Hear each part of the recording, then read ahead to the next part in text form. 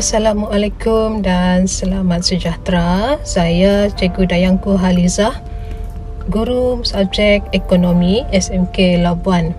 Cikgu akan mengajar subjek ekonomi di tingkatan 4 dan tingkatan 5.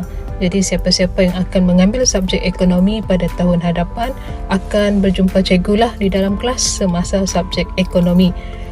Okey, untuk subjek ekonomi ini secara ringkasnya, ia berkaitan dengan kehidupan harian kita.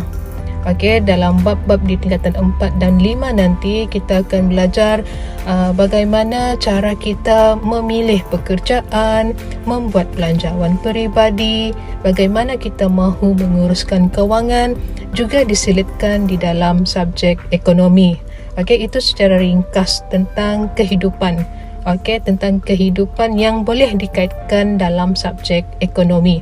Okey, jadi kita mulakan untuk apa kandungan di tingkatan 4 dan tingkatan 5 bila kamu mengambil subjek ekonomi ini.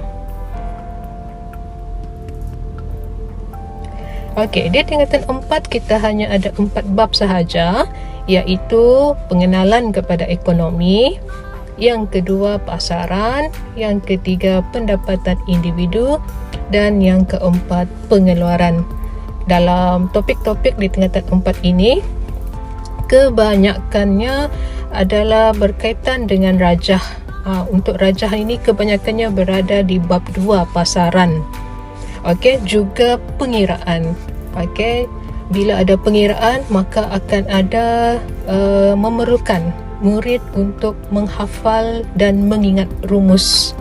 Okey, begitu juga di bab 4. Bab 4 ada beberapa rumus yang perlu kamu ingat dan rumus itu akan kamu gunakan sepanjang peperiksaan SPM ekonomi. Itu bab di tingkatan 4.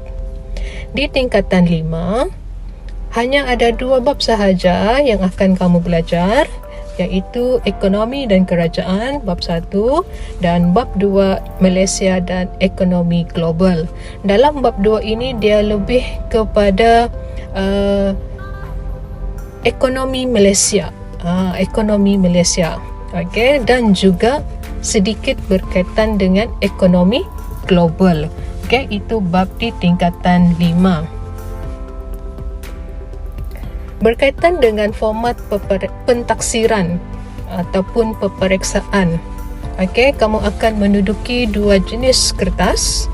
Okey, iaitu kertas 1 ujian dalam bentuk objektif ataupun aneka pilihan, dan kertas 2 ujian dalam bentuk subjektif ataupun esei karangan.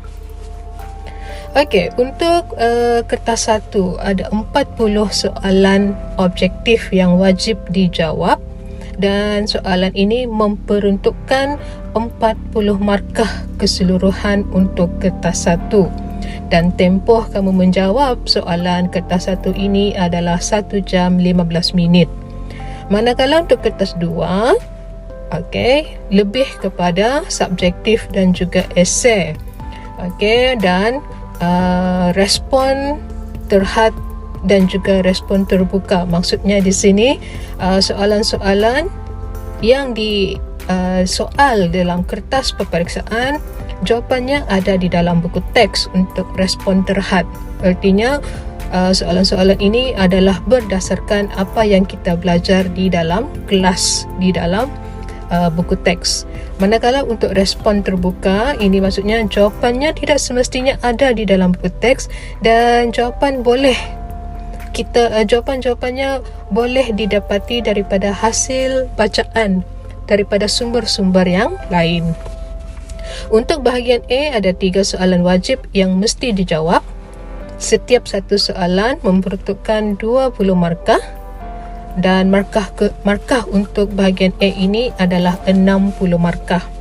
Bagi bahagian B pula 4 soalan, tetapi kamu hanya perlu menjawab 2 soalan sahaja. Setiap satu soalan memperuntukkan 20 markah, dan bahagian B ini markah keseluruhannya adalah 40 markah. Secara keseluruhan markah kertas 2 ini adalah 100 markah. 60 markah untuk bahagian A dan 40 markah untuk bahagian B. Dan kamu dikendaki menjawab soalan peperiksaan kertas 2 ini dalam tempoh masa 2 jam 15 minit sahaja.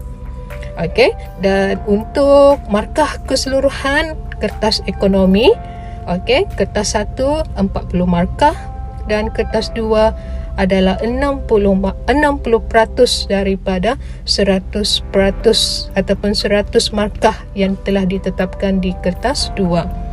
Okey, itu secara ringkas untuk format pentaksiran. Okey, ini ringkasan. Okey, ini ringkasan untuk kertas 1 sama seperti yang cikgu terangkan tadi. Okey, aneka pilihan merupakan soalan objektif, ada 40 soalan sahaja dan masa peperiksaannya adalah 1 jam 15 minit. Manakala untuk kertas 2, okey, bentuk soalan esei dan juga subjektif, jenis itemnya respon terhad dan respon terbuka seperti yang cikgu terangkan tadi. Okey, tempoh ujian adalah 2 jam 15 minit dan ada 2 bahagian untuk kertas 2 ini, bahagian A dan bahagian B. Markah keseluruhan untuk kertas 2 ini adalah 100%. Itu sahaja untuk penerangan ringkas berkaitan dengan subjek ekonomi.